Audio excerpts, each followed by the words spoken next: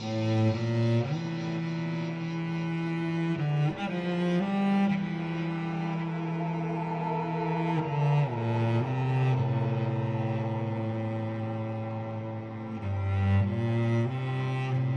fire had burned a path of destruction 4 miles long and almost a mile wide.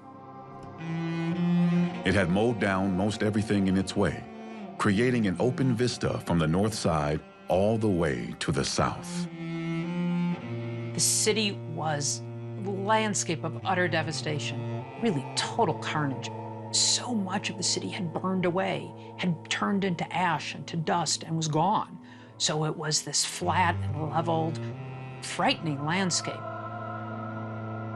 You're seeing rubble in the ground. You're seeing remnants of things that are melted in perverse and weird ways.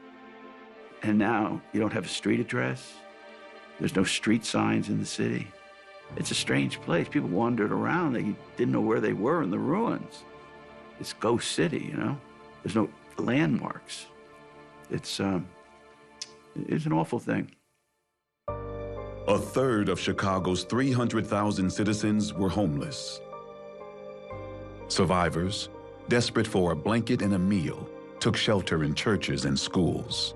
For families who'd been separated during the fire, a frantic search began for lost loved ones.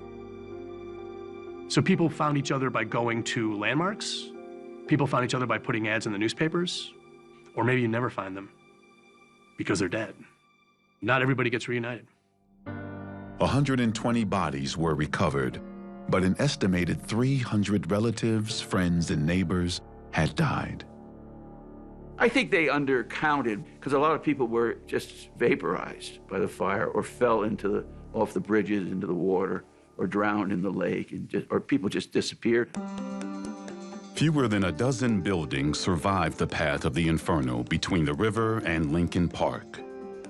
While the fire had destroyed pumps and engines inside the waterworks, the hulking exteriors were undamaged. They would become enduring symbols of civic pride. A few North Side homes were filled with smoke, but otherwise unscathed. Officer Richard Bellinger was one of the lucky few. Was it saved by the extraordinary means of cider? Probably not, but I think a good deal of enterprise and possibly the luck of winds and circumstance saved the house. On the south side, the cottage that Joseph Hudlin had built with his own hands was spared. He and his wife, Anna Elizabeth, opened their home to 5 families who had lost theirs.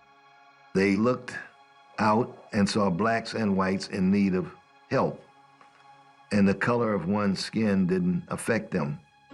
This colored family, which was proving itself to be heroes of the Great Fire, and they were recognized as such by the white population. William Bross's Tribune called Anna Elizabeth an angel of the fire.